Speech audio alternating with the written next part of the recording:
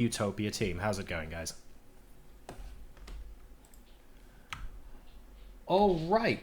And it looks like, ladies and gentlemen, we are live with Affairs of the State, Episode 2.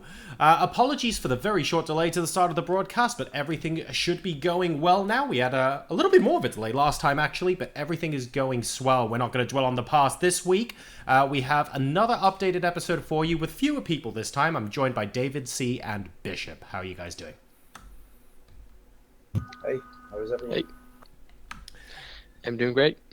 So just to start things off, there'll be a couple of people who didn't watch the first episode. If you haven't, go ahead and check it out on YouTube. But for those of you that are new here for the first time, why don't you guys go ahead and introduce yourselves, let us know who you are, and what your connection is, of course, to Utopia, the game that we're going to be talking about for the rest of this broadcast.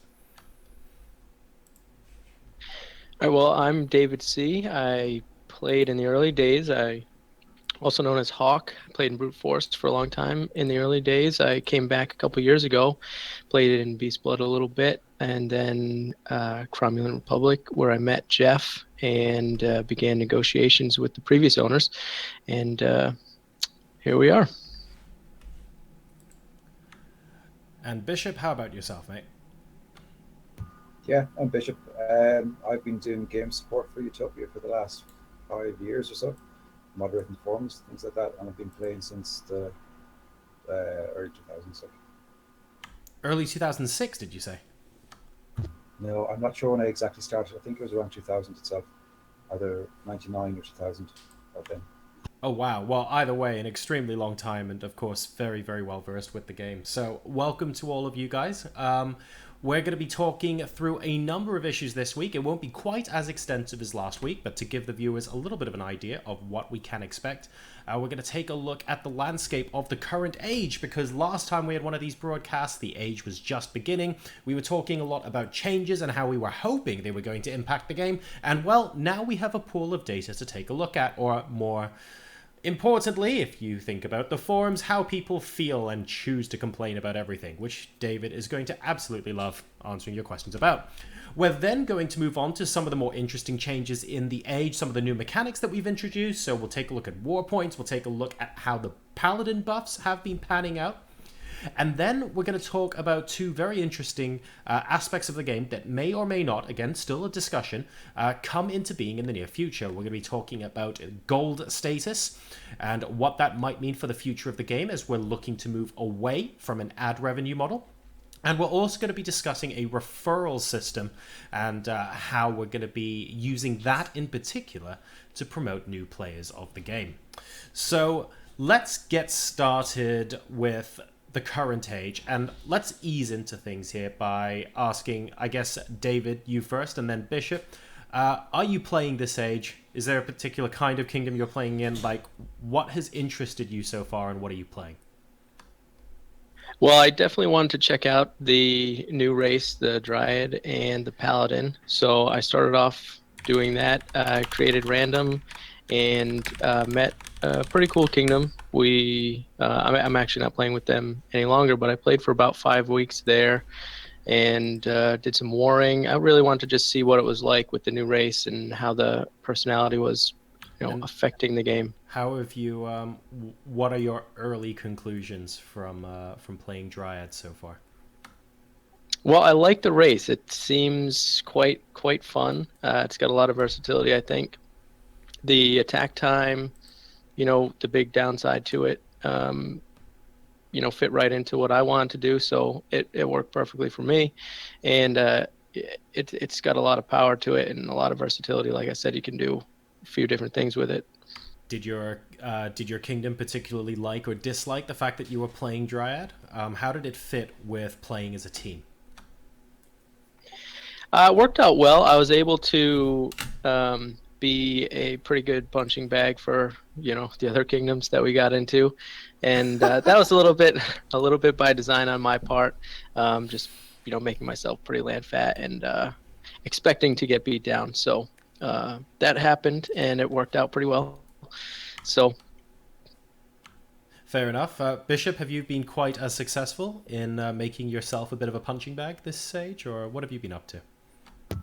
Yeah, so far I've been in 3 wars. I've been changed first wave each war, so that's worked out pretty well for my research. Are you Um, playing Dryad as well? no, I'm not. I started off on a human, but then I joined another kingdom after the Second War, and I'm an orc at the moment. I kind of wanted to see how the new land-based games worked when you got changed and how hard or easy it was to top feed back up. Um, so, like compared to previous ages, I don't see a massive amount of difference because top feeding was always pretty strong in war. So it feels fairly similar, but it's definitely doable. It's a bit trickier to get gains going down when you're training down the end of it. You need to stagger your network a lot more than you did previously. But I think it's working out fairly okay so far. I think like we definitely need to do some tweaks, but in general, you can still chain effectively. So how in fact that probably leads pretty well into the land-based games discussion, and obviously that's one of the biggest changes to the mechanics of the game itself this age. Have you had a chance to play around with what the land-based games feel like outside of war as well? And do you feel that overall it's been a positive like a step in the right direction for the game? Uh, Yeah, I've been doing a lot of checking war gains outside or gains outside of war. Um, Definitely for me, I think a lot of the targets that provide the best hits are always bigger than me, and a lot bigger, I think, than we had planned. So I think we'll probably have a look at tweaking them down slightly. Um, but one of the issues, or one not one of the issues, but one of the things that we had to be aware of was with the individual land pools. We knew provinces would be a lot tighter together, especially at the start of the age, for a lot longer than they normally would be. Um, so we just need to make sure that there's a decent amount of targets in range for people without pushing the games too big. David, do you have something to add there? yeah, sure. I didn't actually experience a whole lot of out of war attacking. My kingdom that I was in was relatively in war for quite a bit. So I've done a lot of, everything I kind of know about what it's like out of war is from, secondhand, getting information from other people. And, um, it's, as Bishop said, it's probably something we're going to have to work on tweaking a little bit. But otherwise, I feel like the land-based gains is sort of working fairly well to what we were to what our intentions were anyway. I won't dwell on this too much because I feel like it's affecting maybe the top kingdoms a little bit more than the rest of the server. I think that a lot of the feedback seems to have been centered around it's a lot more difficult for top kingdoms to target provinces that, for example, are 20 to 30% smaller in size in both land and net worth, and still be able to come out with some quote unquote safe acres to add to their own provinces, because the risk of a retaliatory attack gains loads of acres back from the top kingdoms compared to how it was in previous ages. Now that in itself is neither a good or bad thing. Is that how you kind of expected it to pan out? Well, I mean, there's yes and no. There's always that outcry of, top kingdoms are bottom feeding us, and there's nothing we can do. So, essentially, what you just said is that the top kingdoms are having a much more difficult time hitting these much smaller targets and doing it effectively where it's safe for them. So they're what essentially again what you just said they're resorting to not hitting, doing these bottom feeds and just waiting for war or some other method where they can grow a little more safely. And you know that while that wasn't the entire intention for creating the land-based gain system was to stop bottom feeding, but it's certainly done well at making it less effective for making those massive bottom feeds. Now that the smaller players have the capability of doing more damage in return. Okay, that makes a lot of sense, but it probably leads to a situation, I'm going to be playing devil's advocate here, of there almost being two types of play in the game right now. We've certainly seen the way the top wars have been fought, a quite a strong amount of pumping. So we've seen kingdoms in science pump mode for, actually, it's fair to say, a couple of weeks now. People obviously pumping guilds, using a lot of homes to get to comfortably 320 net worth per acre, and everybody really pumping themselves up, preparing for conflict. In episode 1, we did speak a lot about how we didn't necessarily want kingdoms to be non-stop pumping in order to get a war. But I have a two-part question. One, do you feel like we haven't really addressed the issue? And that's obviously me being a devil's advocate, because two, you guys have both been basically in back-to-back-to-back wars since the age began, and you've had multiple wars. It's quite clear you guys have not been in kingdoms that have been sitting pumping for several weeks. So what's that experience been like for you? And actually, if you're not in the top 5 and pumping like hell for all your fights, maybe it's better. But I want to hear both of your thoughts on that. Well, don't forget, end of war CF is pretty strong. So, like, apart from your first OOP war where no one's pumped, it's not hard to come out of war, even if you've been changed and had to explore a bunch with a fairly solid province. And I'm not playing at the top of charts. We're below the top 50. So the level of pump that we have to get to for our conflicts was a lot lesser than the top kingdoms. Yep, that's a fair point. Similarly, the level of pump that they need to get to for their wars is significantly higher because there's only a handful of kingdoms really competing for the top. So they're pumping against each other and they're just trying to outpump each other. I think that's always going to be a factor. Pretty much the higher pump province is always going to have an advantage. Yeah, that's a great point, actually. We don't want to...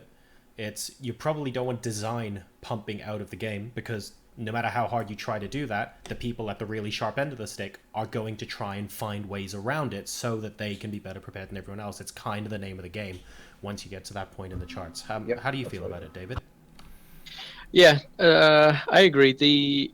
We do want to minimize the amount of pumping. Like we definitely don't want to design a system where everybody's forced to pump, because pumping is boring. I mean, that's not what the game, and that's not what people have fun doing inside the game. So a lot of our changes do have in mind the idea that, we don't want to force people to pump to achieve any certain,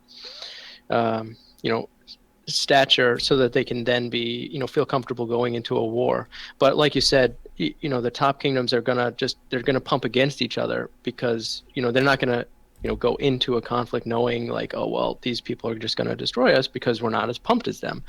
But you get to that point where should you be spending X amount of additional time getting these stats and pumping to get to these stats, or are there other things that could be a better, more effective use of your time to do something that can enhance your province or your kingdom, something like that? Yep, sure.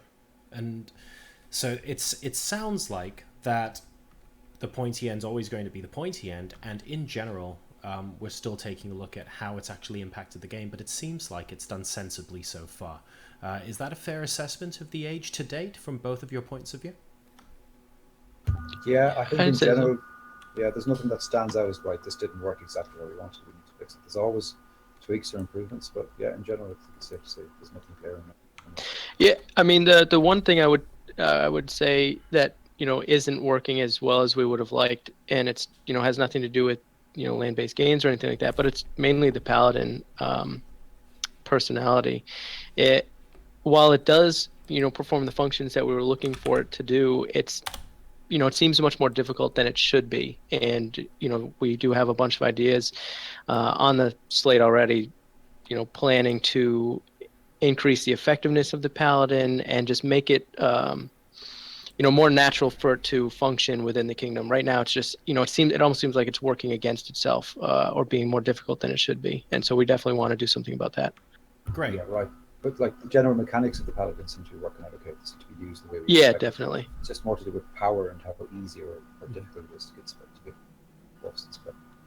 So do you guys have any examples of any specific bits of feedback that you've heard about the paladin, and why it might be more difficult to use than you envisaged it would be? Like, talk to us a little bit, rather than that gap between what it's like and where you wanted it to be.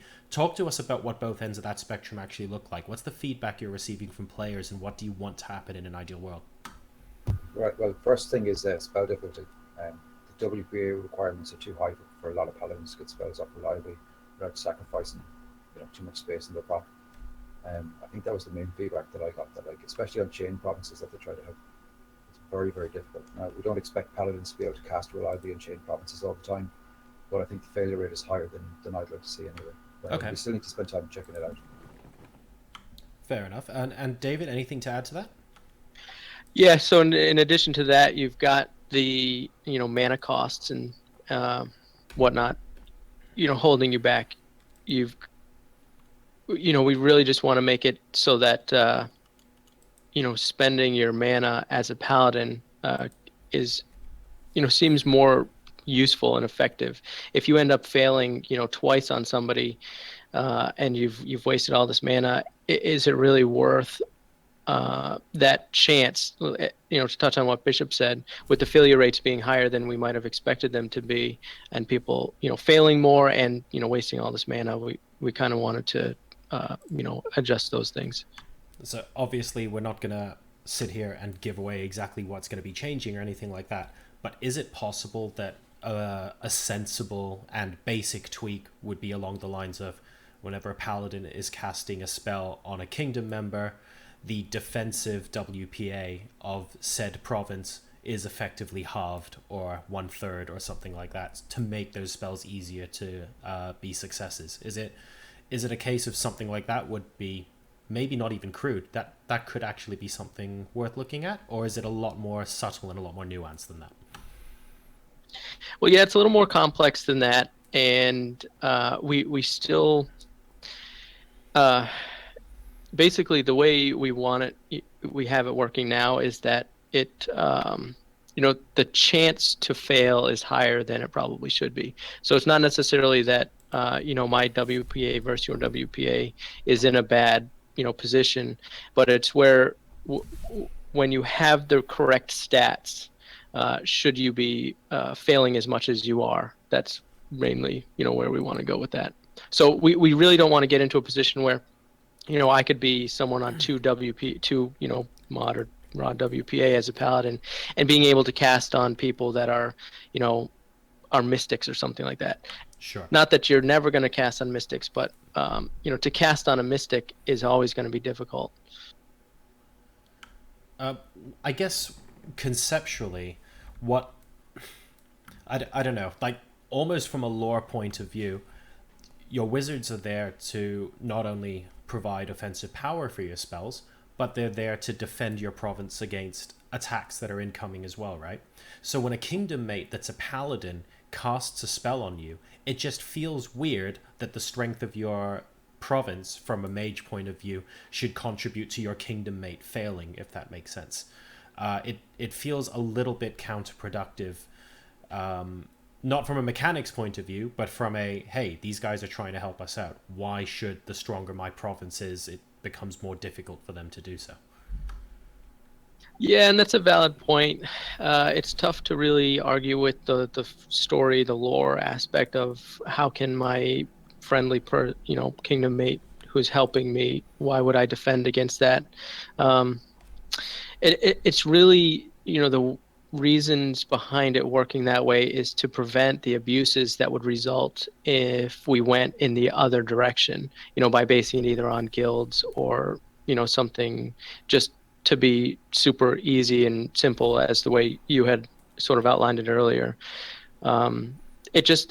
It presents those scenarios that are really against what we wanted to occur, and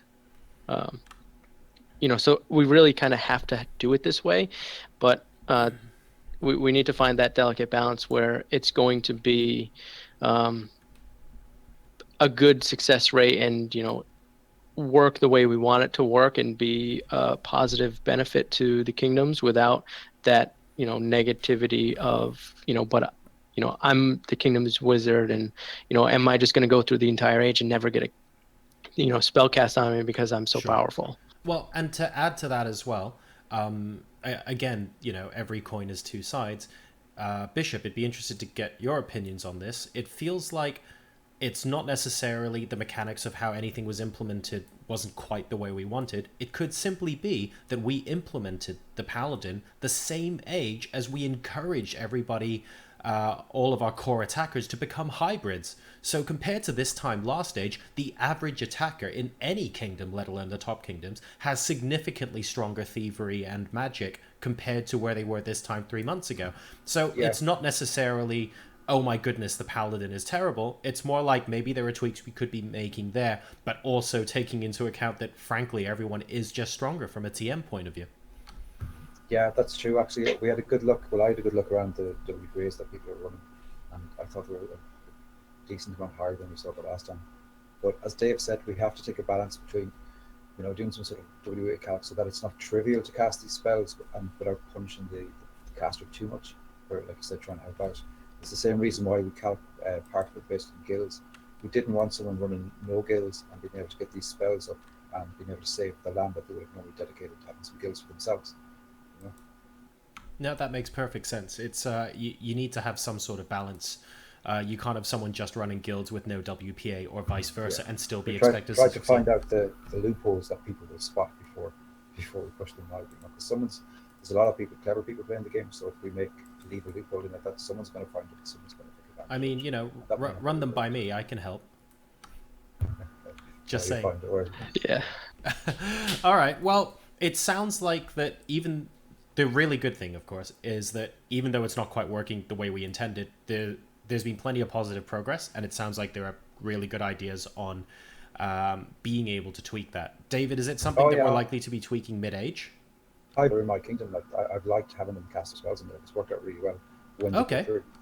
So I think, like I said, thematically and as part of both a kingdom player, it's working out pretty good. We just need to tweak how easy or difficult it is to do things. And are those tweaks going to be introduced mid-age, or are we likely to be waiting until the end of the age to do that now? No, not mid-age. We're going to do the next stage. If I'm not a fan of messing with stuff mid-age, you can get away with it. Fair enough. And of course, that's not the only change that we've implemented as well. One of the major points that I think we're going to see come into play a little bit more in the second half of the age are war points. So for those of us who aren't as familiar or have just been playing casually, in wars, but they haven't really paid attention to this sort of stuff, do you want to talk us through what war points are, and as the age progresses, how you see them becoming a big factor in shaping up who basically will be the top warring kingdoms? Yeah, sure. The war points, I think, is going to be very interesting to watch the rest of the age. The basis for the formula for the war points, requires a lot of activity and a lot of warring to go on. So now that we're at that point, there's a lot of kingdoms with between 3 and 5 war wins.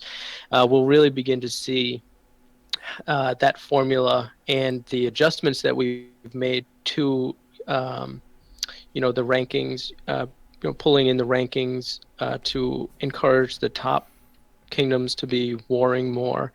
We'll really see some a lot of movement this in the rest of the age based on the war points and all the activity that we've had so far. I'm excited to really see how it pans out. Do you think there might be a likelihood that the kingdoms that got a decent amount of war points early on sort of get into a snowball effect, where the benefits of being a kingdom that has won several wars makes it difficult for kingdoms who want to come in and introduce themselves as a warring setup later on in the age? Will there be any sort of imbalance there designed to reward people who got in early? No, I don't think that actually affects it at all. It's not affecting you going into war. It affects what you get as you come out of war. Both in the bonuses, war win bonuses that you receive, and of course the war win points that you're going to receive. So the people that are in the war win point chart will, see, the top 20 right now is going to change drastically over the next couple weeks. And I guess maybe a final point on this front, and actually something that's, I believe, someone asked as a question. Does this benefit people waiting until the last possible moment, if you like, to go into a war with another kingdom, so that when they come out, they temporarily top the charts? Is there a possibility that the charts become volatile enough that it feels like whoever wins the last war before the end of the age is just going to top the chart? Or do you think it's going to be a little bit more pointy than that by the end of the age? Depends if the people that are warring are people with a bunch of warring points already. If you're talking about, the top, say, 2 or 3 kingdoms, and they could quite easily flip about. But top kingdoms don't usually war each other more than once in age, So I'm not sure if that's going to be an issue. Potentially could be. You could easily see a chart flip if two big, well-appointed kingdoms get together. Yep. Yeah, exactly. You will not be able to see like a kingdom that hasn't warred all age come in and make have 2 war wins and win the charts. That's not really possible. They could gain a lot of points by warring twice at the end of the age only, but that's only because of the weighting that is given to all the kingdoms that have warred so far. But if you want to do well on the war win chart, it's not necessary that you war the entire age, but there's no real benefit or bonus to kingdoms that war early as opposed to just warring late. Great. Well, we look forward to seeing how the chart's going to shape up. There's obviously a lot of renewed interest and a lot of people talking about who's going to be able to come out on top there. And at the very least, it's played a very good part in making people aware and going into conflict a bit more often, which at the end of the day is a lot of what makes this game fun. So looking forward to seeing how that pans out. And then we have one other major change this age as well that I feel like we should cover off, just to see how well you guys think it's working so far and whether kingdoms are utilizing them the way you expect them to. They're rituals, of course, introduced for this age. A lot of heretics on the server, no surprise there. How have you guys been using rituals in your kingdom so far, and how do you feel they've been panning out? Is this approximately what you expected? Well, in my kingdom, we've been pretty much exclusively using barrier, although I've seen a good few onslaughts around. And given that we made spells and ops a good bit easier this age than they were last age, I wasn't really surprised to see barrier running around a good bit. I think we won't really see rituals come into their own until we get the counter rituals going, until we get the ability for kingdoms to negate someone else's ritual, which we have potentially planned for next stage. Until we see that, we won't really know how effective they're working out. But with regards to rune cost and stuff like that, and how coordinated the kingdom needs to be to put them up, the definitely seem achievable for pretty much everyone. Yeah, I agree. I haven't actually seen a lot of rituals getting not cast because the costs were too high or something like that. I've had Onslaught a couple times, and then we went from that to Barrier a bunch. I haven't, my kingdom hasn't cast the Affluent ritual yet. So I don't quite have firsthand experience on how well that's working out, but we'll probably look to make some tweaks to, adjust what we're getting out of the rituals. So but they seem pretty good. I've got 2 questions, an easy one and a hard one to ask. One of them is actually a question from the chat, so we'll go ahead and ask that first. Do you think it's the right decision to limit the Affluent ritual to war? What was the thinking behind that? And given anecdotally, because I have no numbers to back it up, it seems to be the ritual that's cast the least by far. Are you guys considering tweaking it at all? Probably not. We really haven't talked about tweaking it to affect other areas of the game. Of course it's going to be the least used because all the other rituals can be utilized in a significantly more amount of time during the game. Your war time is a very short period of time within your game, so just by the sheer amount of time that it's available to be used, it's going to be used less. The idea behind actually having it for active war only is, it's quite simple actually. Bishop touched on it earlier. End of war ceasefire is very strong, and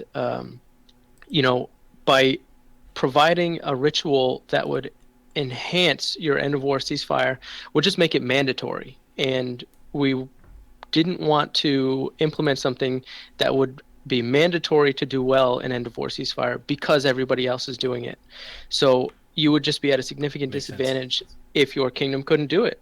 So we wanted to provide that bonus to a kingdom who was able to pull it off in war, or to receive those bonuses and be able to do better in their war, than to reward kingdoms that are just active and organized enough to get it off in end of war ceasefire. So there's really no plans on the table for us to adjust that ritual to be other than in war. But we could possibly look at doing some things to make it easier to cast for the war. Well, there's also, of course, the argument that as soon as you make it available out of war, then it suddenly becomes mandatory for everyone who's pumping, and you add to the problem at the top end, right? People cast. Yeah, exactly. Yeah, exactly. Yeah. However, I think the second question I have is one that probably touches on something we were talking about earlier on.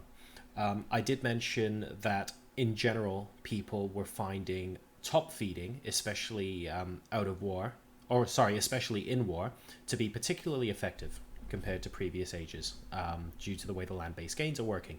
Now, out of war, this also seems to have been true, which is why many of the top kingdoms are hitting into smaller kingdoms less often, or just trying to be ultra safe with their hits compared to before. But what's interesting, of course, is that we don't know necessarily if that's a problem, because in a lot of instances out of war, it's the effect, if you like, is amplified by the fact that the larger kingdoms always seem to have the barrier ritual up. So do we think that the rituals have a part to play in what people are interpreting as being a result of the land-based gains formula? That's a tricky one. I don't know is the answer. I'm not sure. Like, we've always had the kingdom network protection where, like, bigger kingdoms get 30% less gains hitting down. So for me, I've always, if I could, try to hit into bigger kingdoms knowing that they're going to get worse gains than me. Combined with the land-based gains tweak, it's definitely more of an incentive for me to hit up, knowing again that they're going to get even worse gains hitting down. But at the same time, they've got all that power, all that support behind them, that if we were to go toe to toe, I know I'm going to lose. So it's balancing the whole, one versus many fight. I'm not sure how much of effect the barrier ritual has had with that. It's not something that I've had to be concerned about when I'm hitting it, and I haven't really heard much chat about it. Maybe Dave's seen more, but for me, I don't think the ritual's affected that much. Yeah, I don't really have much to add to that.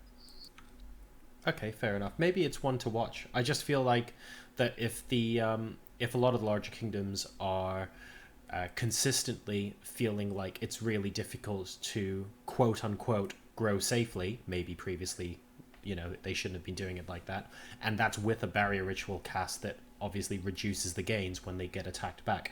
I just I wonder if that means there might be something to address there, but maybe that's something that we can take a look at on the next broadcast or towards the end of the age. So we've covered we've covered quite a lot there, actually. We've talked about land-based gains and how it's performing so far.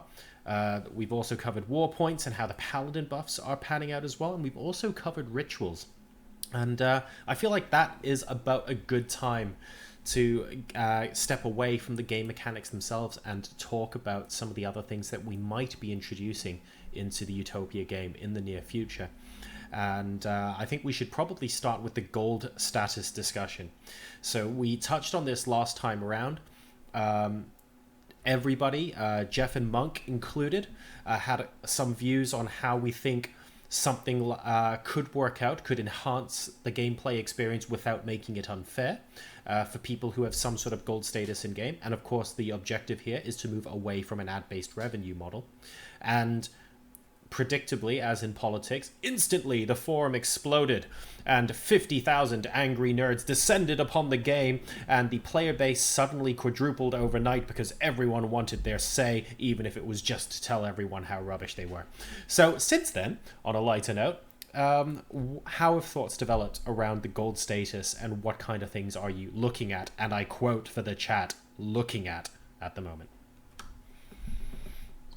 Sure. The biggest things that we're running into, of course, is the multi-operation and like the auto self-spell. I call it auto self-spell, but it should really be called like scheduled self-spell or something of that nature.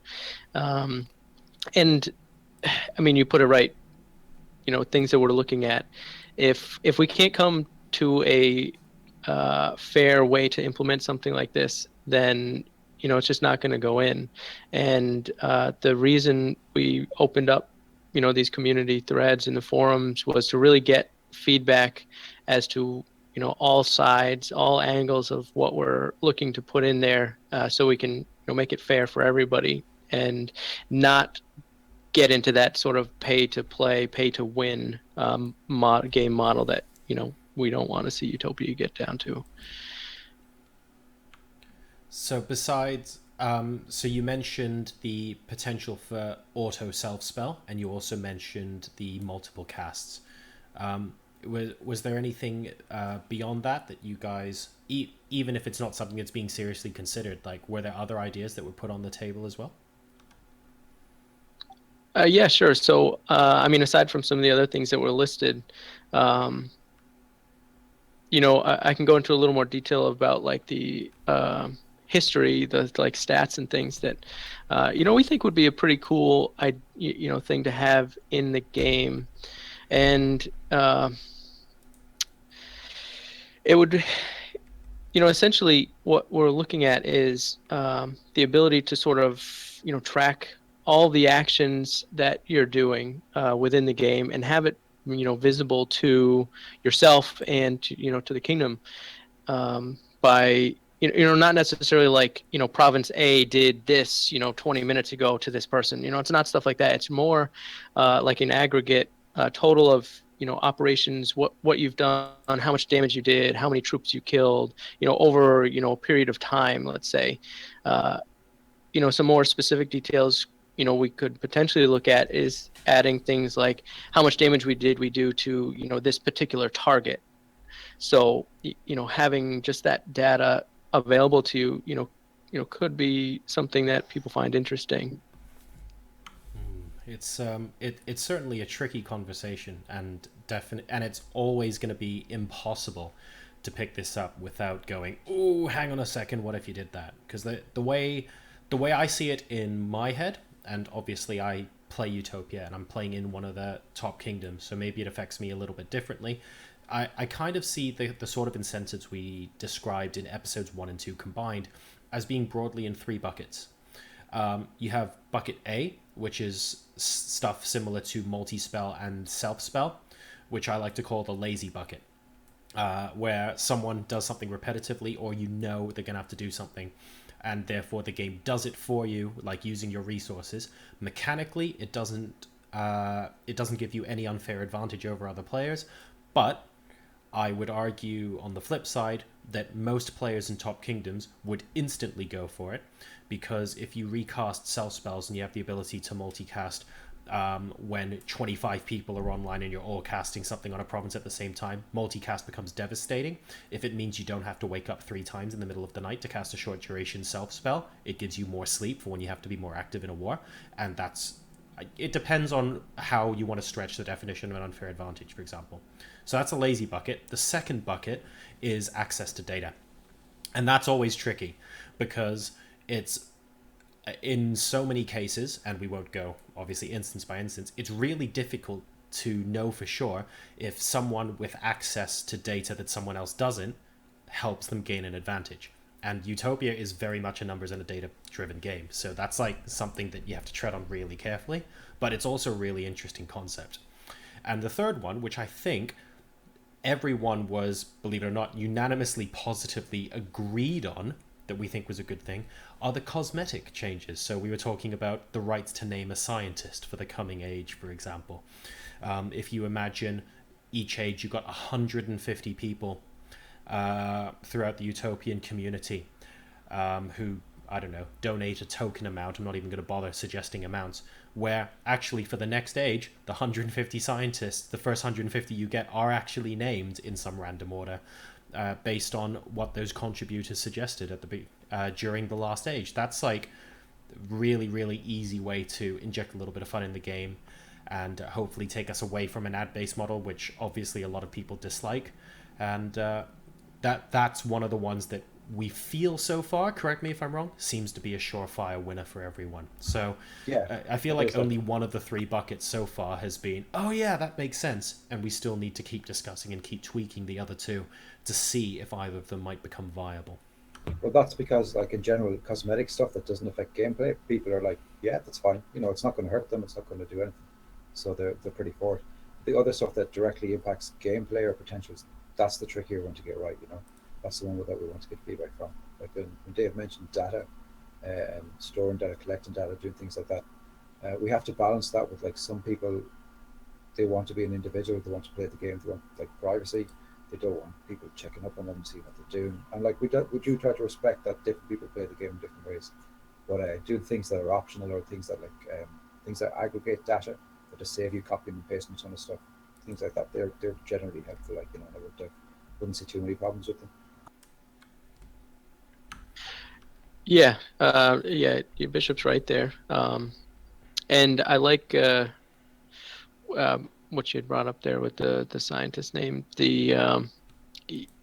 You've you, it would be fun. I think it would be fun to really be able to influence, the names that are on the server. Right now there's just so many names that are out there in the list that, to get something that is coming, it just adds that level of interest to the game. You touched on some good points there with the 3 buckets you've got there. Your lazy bucket, and that's really one of the things that we're you know kind of as a side effect trying to focus on being able to present these options for people who would like to. I don't want to necessarily compete in the game to mean play in a top 3 kingdom, but when I say compete, I mean, like, have fun playing the game it was meant to be played, without having to dedicate your nighttime, your time at work or something like that, where you could actually mess up something in your real life with your real life obligations by having to go outside to play, log in from your phone, or do We something all like have that. embarrassing stories like that. I mean, if I asked both you and Bishop what the most embarrassing thing you've had to do to, like, cast a self spell or meet your kingdom mates for an attack, whether it was like during work or you were on a date or you were with family or something, I don't think there are that many people that don't have at least one embarrassing story, right? Yeah, I think I'll pass on my story. I won't give some of the worst ones, but I have definitely gone for a bathroom break during a date before. That has absolutely happened. I blame Pulse. Yeah, and not that that's you're never going to get away from that. You're always going to have those times where, oh, I should go do this, or if I could just get out of here for a minute, I want to do this. But yeah, the best example and really is it comes from both of those different things. The multi-operation. My example for this is really, if I have to wake up at 2:30 in the morning or 3 a.m. Because we just got waived, or a war is, something big is happening, and I get the phone call. It's 3 a.m. I can either try to do it on my phone, which is not very effective, or I have to get out of bed. I walk downstairs, I turn my computer on, I log in, I do this stuff. It takes me 5 minutes to perform my 20, 30, 40 operations, whatever I might be doing. Stop slacking, And Hulk. then yeah, and then now I have to go back to bed. This whole scenario takes 10 to 15 minutes, let's say, which isn't a lot of time, but now I'm wide awake. I had to go downstairs, I make all this noise. Yeah, I feel you. So if I could just, from my phone, I wake up, I get the call, I log in from my phone, I go to my thievery page, and I night strike somebody 30 times. I could do that in, like, say I could do that in 6 or 7 clicks from my phone and be asleep before my eyes are even adjusted. And if we could find a way for that to not be unfair for the people who are using it, in terms of getting operations off quicker by creating that bigger delay, or something like that, where it presents that it's better for me to do it live, see the results, see what's happening, and adjust what I might be doing to be more effective at my operations than just blindly here, do this 20 times and whatever happens, happens. The other side of that is, you know, you don't get to adjust what you're doing to what the other side might be doing. They could be online actively trying to, thwart your efforts, and you don't know because you dropped it down, and it's going to take the next 2 minutes to complete, and they've gotten rid of all their soldiers, or they've sent their army out, or something weird where they just Yeah, it could be thwart your absurd efforts. like that, That's a good point. If there are mechanics in place that could thwart those efforts, that would be good. I guess maybe so far, because we were talking about like thievery and magic operations, there's a limited amount you can do, because it's not like you can get watchtowers in 90 seconds, right? Or suddenly increase your TPA. Like the most you're ever going to do is cast clear sight. But if you're queuing up something like an attack, or like auto queuing an attack is danger zone, because there's so much stuff that can happen between when you queue it and when you actually attack that can change, especially in war, and double especially against an organized kingdom, especially one that thinks, hang on a second, these guys might be trying something here. So if there's a way to, like, there's no harm in making the game easier to play, and like you say, if the potential time-saving advantage also comes with the potential for something to be thwarted, or there's a disadvantage as well, then it's very clear what that is. And I don't think people would see that negatively at all, although that's just my personal opinion, of course. But that it's certainly a very interesting aspect to consider. So I guess away from Lazy Bucket, I promised to think of a better name for episode 3. Lazy Bucket, Data Bucket, and and by the way, just to address a question from the chat in Data Bucket, I think someone said, how can you seriously consider that one person having access to data and another person not be an advantage? What are you talking about? And it's very simple. It depends on what data you give them. I could give someone data about maybe some people genuinely want to know how many times they've cast every single self spell in the age, and they sort of want to compare their own performance and improve age on age. That has absolutely no competitive advantage at all to anyone else except for them. For example, that's obviously a very minor and very mild example of what that could look like, but there are plenty of examples of players having access to data that doesn't give them a competitive advantage when they're interacting with other people. Right, exactly. Like, and not, it's a very primitive thought at the moment right now, but I certainly, don't want anybody to expect that, like in the forum thread, it talks about, the monarch possibly having access to certain information. The individual person would have access to much more data than, say, the monarch would. Just to exactly like your example, if I have it and I'm an individual province, I would have a page where I could see, I cast Fireball like 600 times this age, and Nightmare 100 times, and how many times did I cast Fertile Lands and Paradise, and all these different things. It might be interesting for me to see just how I've used my mana, my operations, what I've done, how many thieves I've lost, how many troops I've night striked, and all those things. And it's just, it doesn't actually help you in any way. It's just interesting to see what you've done throughout the age, or looking back at a war in particular, like how many times did I night strike during this war, how many times did I do this during the war, how many thieves did I lose, some stuff like that. Just interesting data, not necessarily like game changing, like, oh, I'm going to use this next war, and I have one idea. I have one idea that has nothing to do with magic, has nothing to do with thievery, and has nothing to do with attacking, that I would like to see on a gold status of some description. And it's something that anyone can do and doesn't require a tool, with the exception of a calculator, but it would just make life so much easier. Whether this gets rolled out. When Utopia Angel retired, I was so annoyed at not being able to instantly put in 12% farms and know exactly how many I needed to raise our build. That bugs me to this day. It's like, I'm obviously used to doing it all manually, and I do it all the time, but it would be really nice to be able to target a percentage of buildings or a particular effect. Well, maybe not effect, because that involves knowing the formula, and be able to build towards that. Sorry, Bishop? Yeah, I think me and Dave and Jeff were chatting about that actually, being able to put in like percentages into the bill formula, and generally talking about being able to save bills and stuff there to make it easier. Yeah, yeah, we did. There was a conversation, I don't know to the extent of what the UMonk uh, script does, but I know at the moment it does save builds, Yep. and I don't know if it does like percentage. I think the actual script has percentage stuff, so I don't know if that's in game. But one of the things that we did have sort of an in-depth conversation on was um, making it a little more user friendly to see that this functionality is available, to be able to save a build and use it later, and things like that.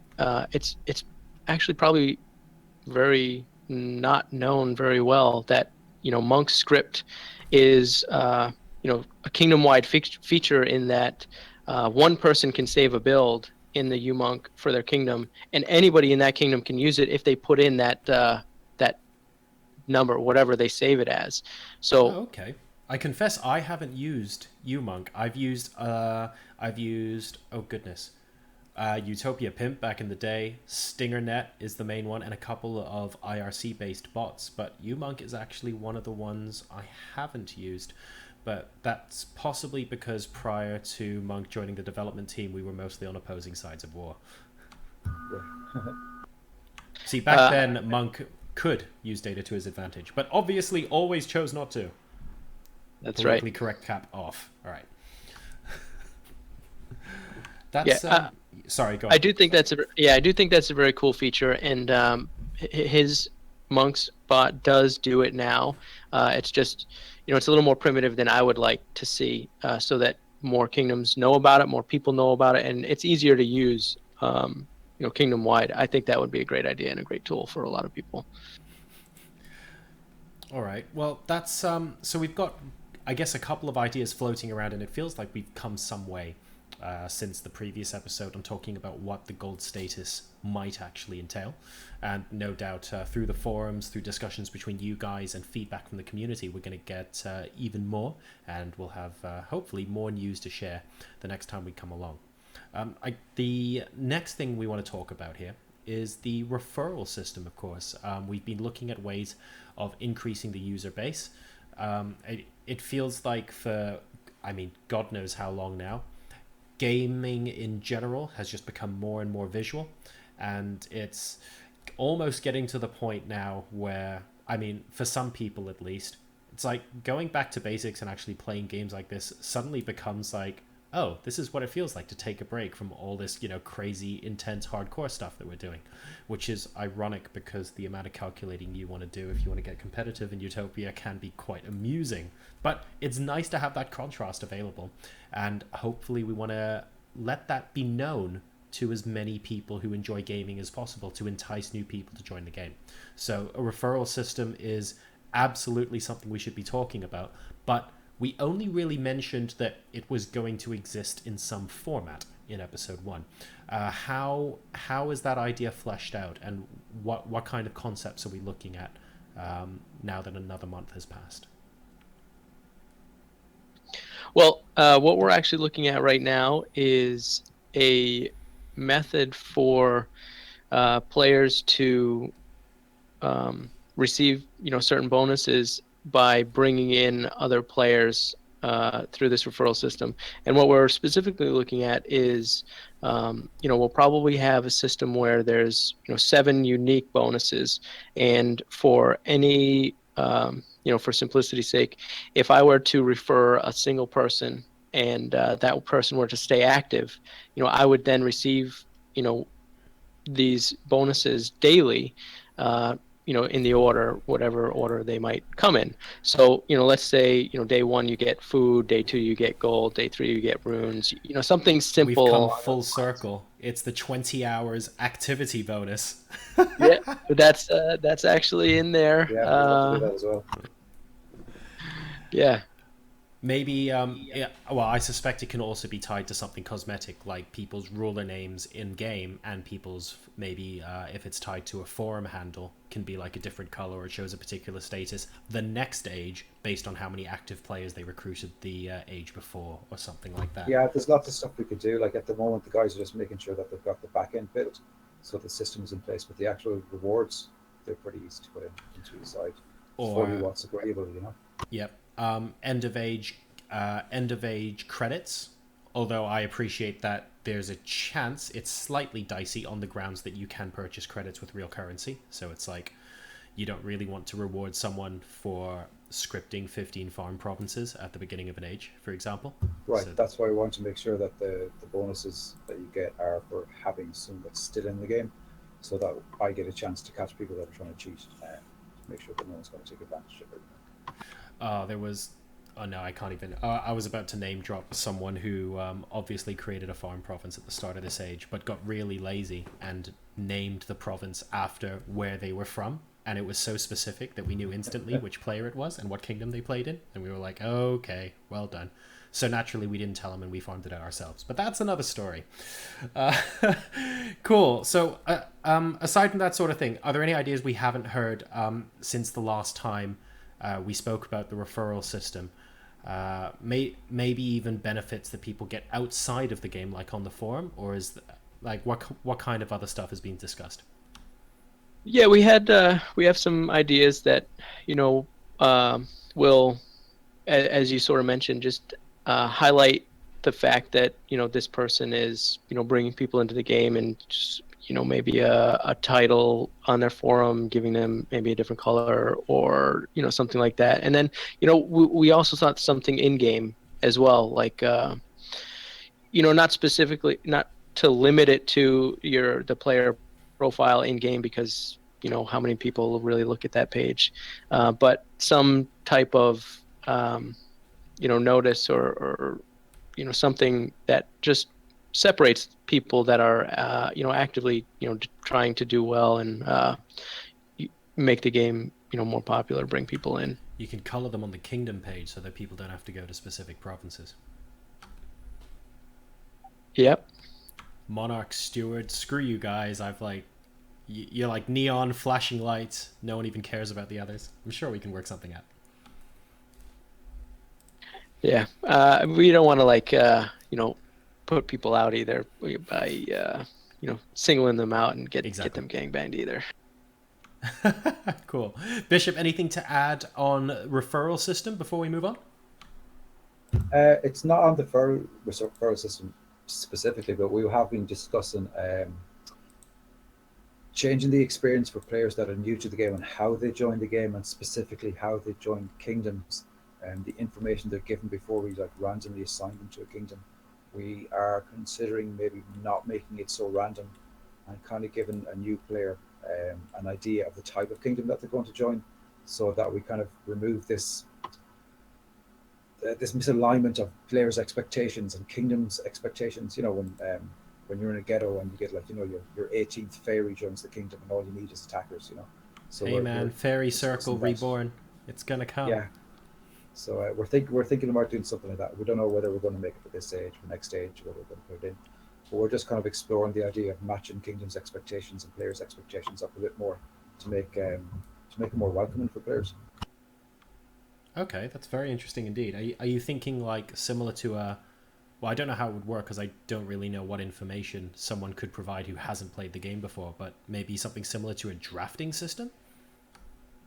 Yeah, it's kind of like a Lonely Hearts ad where we can see, warring kingdom that's pretty active seeks similar kingdom, similar player, so that players know what they're going into, that they know the level of help that they'll get in the kingdom, whether they expect you to know how to play, or whether they don't mind if you're new, and whether they need attackers, if they've got suggested races, things like that. Oh wow. Chat, can everyone in the chat please write some fake Lonely Hearts ads for all the top war leaders in the game who everyone assumes are single? And I will think about reading them out on the next episode. Sounds good. Okay, cool. So that's both the gold status and the referral system discussion gone. And now, actually, we get on to viewer questions. So there are probably quite a few to get through. We had a few through the forum page, and we're going to get a few through the chat now. I have been reading the chat a little bit, so if you did spam a question before, go ahead and ask it again now as I monitor the chat. But in the meantime, David Bishop, before we just start reading stuff out that we see, was there any particular question that you had in mind from obviously reading before the start of the broadcast that you think, yes, we should probably address this straight away? Yeah, there was, but I have to find my notes. Okay, you go find notes. David? Yeah, there was, I mean, I was just looking over the forum topics some more, and I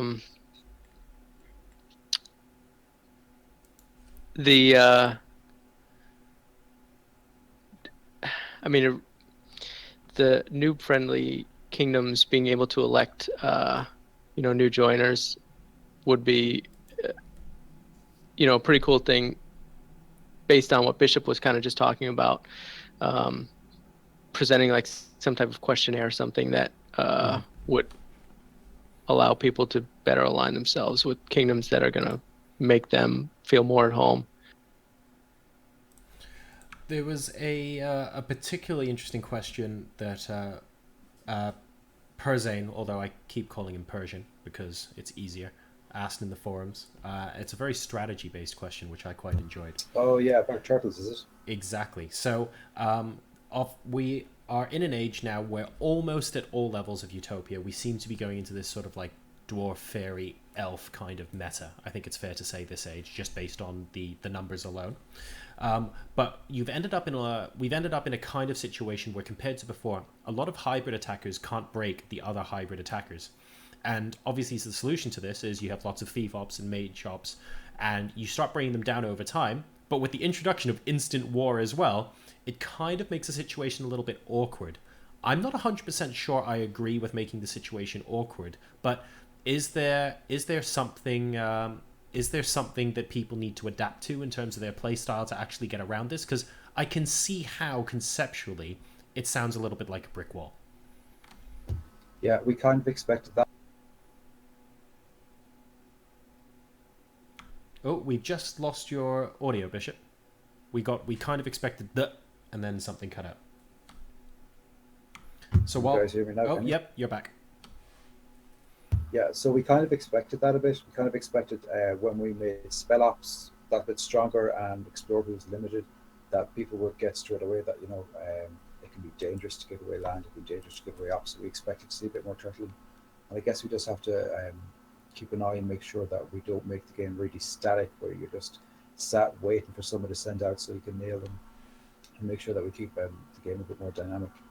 When people are playing, I think a lot of kingdoms are playing a bit more conservatively this age, because there was a lot of new things this age. So what we're going to do next age is just do a lot more time balancing things, maybe less new mechanics, maybe less new stuff that's going to happen, and kind of just balance what we have at the moment.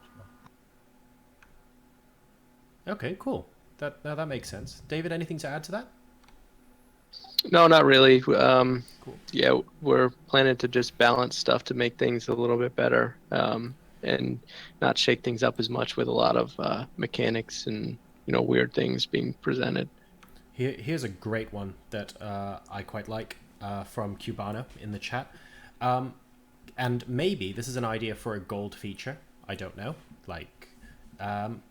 Is it possible to get a phone notification when we are attacked or opt? I suspect the charges involved with sending text messages worldwide would make this slightly prohibitive. However, on things like WhatsApp or Line or Discord or Slack or however one chooses to do it, there are plenty of ways notifications can come onto your phone. And interestingly, I'm guessing this ties into whether or not Utopia has an app of its own, because obviously if you did, then push notifications can happen regardless of what kind of mobile device people are using. Is this something that could be in the cards? Yeah, we had talked about notifications of some sort, and actually the discussion mainly centered on balancing how many and how often notifications get sent. We don't want to if someone's getting changed in war, we don't want to spam them with you've been hit. Yeah, they, So, they can obviously choose under what circumstances they get messaged. right, yeah. So we wanted to balance that with, because people always have the ability to see what's going on in the kingdom's paper. Anyone can see that. You can snatch news. Your kingdom mates can see that, but nobody can see what's happening inside your own province news. So we want to make sure that we don't do something that's borderline, something that's basically, like you said, the lazy bucket, wherein instead of someone having to send a message saying you're getting chained, wake up, you might get a slightly delayed notification stating that something's happening in your province. Yeah, you've got you you can also then abuse it by doing deliberately less damage to a province. I'm gonna only night strike Octo once every half an hour between the hours of 10 p.m. and 6 a.m. rather than use all my mana at Yeah, once. he's It's awake. good. I think he's awake all the time then, isn't he? I don't think he sleeps until like 10 Ah, p.m. oh today. well, my plans are thwarted once again. This is why I lose wise. Yeah, so to touch on that as well, we did have another, idea, not necessarily based just on notifications, but sort of the idea of a province update. Like everybody, well, maybe not everybody, but I certainly know about when you go inactive, you get that email notification saying that your province misses you. Well, along those lines, we were thinking of putting something in that maybe, at the end of the day or, at some period of time, you would get just an update on what you've done, what's happened, all that stuff, just so, you can kind of see some of these, details that maybe, if you're not logged in all the time. Like an automated utopian newsletter. Exactly. Yeah, yeah, Featuring just your own province. Or featuring just your own province, but periodically also having server-wide news injected into it. You can feature province info and then add a little dash of Utopia reporting into the mix as well. Could be interesting. yeah. We talked before about putting like a kind of live feed update on the game's page, or through some sort of ticker, like delayed, so that you won't know that somebody's just sent out, so you can go and nail them. But like just to give you information on, hey, the biggest attack done, yesterday was some dude for lots of acres or something like that, just to show like that the game is live and people are actually playing it, and there's a lot of stuff going on. We can just have a section dedicated to Outplayer's Empire. Yeah, yeah, yeah, sure. All right, cool. Let's take another question. I'm going to go ahead and pop into the forum and pick one from there. Bear with me a second. Bishop, actually, the question earlier where you said you were hunting for notes, did you manage to find it? It was Persian stuff about Turkey. So fair enough. And David, do you have one as well? Not at the moment. Cool. Hang on. Let me go ahead and grab one out just a second. I can't pick one of Shyster's rants because we more or less only have 10 minutes left of the show, and unfortunately it just takes way too long. Oh, this is interesting. Do you...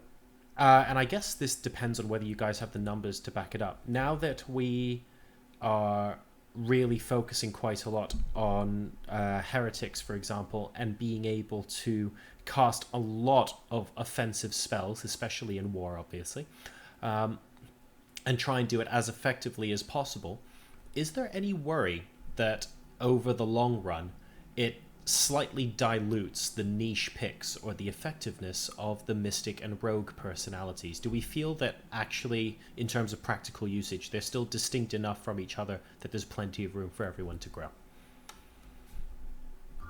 I think we were discussing heretic and how we maybe might be spitting out some of the bonuses. We haven't really fully decided yet, but we're discussing it. Yeah, because we've got like now 4 personalities that are balanced around option spells and that. So we need to make sure that things have got proper themes, that they fit in correctly. I don't know. I still think Mystic and Rogue definitely have proper niches to fill, and they do the roles pretty well. I think though Heretic is kind of was really popular with the rituals. Everyone kind of knew a personality that jumps back a load of runes at you when you've got a big rune cost in the ages is going to be popular,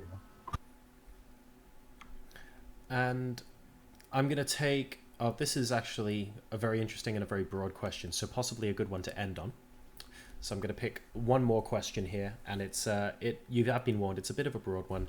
In order to entice more players into the game, the vast majority of the work that the Utopia development team are going to have to do will center around ghettos and the low to mid tier kingdoms that most players join when they play Utopia for the first time. Now, that obviously isn't like everyone knows that that's where we need to be focusing, and we spoke very briefly earlier about the possibility of a questionnaire and a drafting system or something similar. Not really sure how that'll turn out, but making sure that people get put into a place where they're most likely to enjoy themselves and have fun.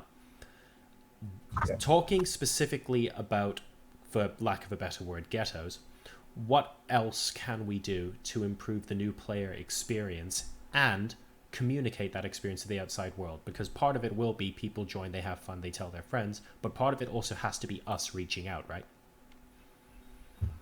Yeah, I think one of the things we need to look at, and one of the things we are looking at, is providing tools for monarchs to be able to assist and communicate with the kingdom properly. But more importantly, I think providing knowledge. Like a lot of times, like I join a lot of ghettos throughout the ages. Like I usually hop around just so I can see what the state of play is there. Because I think it's pretty important. Like, and a lot of players, they seem that they're thrust into leadership without fully wanting to do it because they're unsure of how to do it.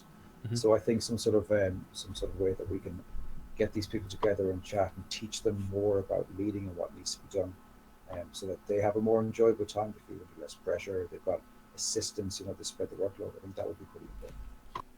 Right. And any thoughts to add to that, David, before we close out? Well, there's been a lot of talk about creating sort of like mentor kingdoms, where kingdoms will take in more players than normal, because their goal is to teach players as they come in and show them the ropes and be able to ease them into the game a little bit better. To do something like that might be interesting. And I guess one more point that Pouncer actually just wrote in chat. One of the marketable things about Utopia, which I feel is honestly undersold, is that you play with people from all over the world, and I have contacts in so many foreign countries and people that I would never associate with simply because I have played with them and Utopia, and that I think that's actually a really valid point. We could talk about the Vegas meetup earlier this year, but either you know about it and you really need to keep quiet, or you don't know about it and we'll just tell you a bunch of people had a good time. I think Bruce was in London over last weekend, and I'm really annoyed I didn't get to go have a pint with him. But it is true, actually. When people travel, they meet up with their kingdom mates, and it's bizarre how many people from Utopia I stay in touch with and have gone for a drink with on my travels. I would argue almost more, well, unfortunately in my line of work, I can't say more than any other game I've played, but that number is certainly a large one. Yeah, I agree. He's actually right. That's probably one of the more undersold things that isn't mentioned, and it's part of what actually made Utopia a lot of fun for me in the early days, was being able to meet these people and all over the world. This was in the 2000, stuff like that, when the internet was just getting big, and you didn't have this contact with people outside of your local area, and now I was meeting people and talking to people and just learning all this stuff. It was really cool, and it was really interesting, and one of the best parts about Utopia is meeting people that you would never meet before, and then actually meeting. One of my best friends right now is somebody I met through Utopia. We love you too, David. Thank you. Oh, right. Bishop, anything to add to that? Obviously, you've been around for a really long time. Any notable, enjoyable experiences meeting other Utopians? Yeah, I've met a good few Utopians. Surprisingly large number of them from Ireland. Didn't think there'd be that many players. Hurling But, Cat? I usually go for a pint around November with a bunch of people from, is it Beast Blood? Yeah, somewhere like that. Usually 5 or 6 of us that meet up and have a few drinks. You'll have to tell me what it is, mate. I'll pop on over. It's only a hop. Yeah, I think I'm actually in London in September sometime. Oh, we can have a pint here instead. No problem. Yeah, so. Great. Well, I think that's a very good note to wrap up on. So it's been about an hour and a half, and we've covered quite a lot of topics, and we've saved one or two maybe for the next episode. This, of course, has been Affairs of the State, and for anyone who is interested in contributing and playing, if you don't already, utopia-game.com is where we're all at. Massive thanks to David and to Bishop for joining me this week. Apologies that the ticker on the bottom wasn't constantly updating as we were talking through the different topics. A script unfortunately failed to run on my local machine, but that's really not an issue and no one's even brought it up. So yeah, it's been a good fun evening.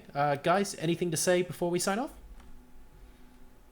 No, thanks for everyone that joined in and sent us questions and stuff, and we'll try and get to all the questions we can. And next time we will have the in-game Utopia time when we're starting the broadcast, because obviously people don't think in 12 or 24-hour clocks anymore. It's got to be Utopia dates. I feel you. Yep. Yeah, good luck to everybody who's going to continue warring the rest of the age. I anticipate we'll have another episode just before, a couple weeks before the end of the age, and where we'll be able to really see how the charts are shaping up. Awesome stuff. Well, yeah, thank you very much for joining me again, guys, and thank you everybody in the chat for your contribution and for watching live. Thanks to everyone on the forums who submitted their questions as well, and hopefully everyone has enjoyed. Make sure to leave feedback in the forum thread, of course, in the Utopia forums, and we will see you next time for episode 3. So good night and take care.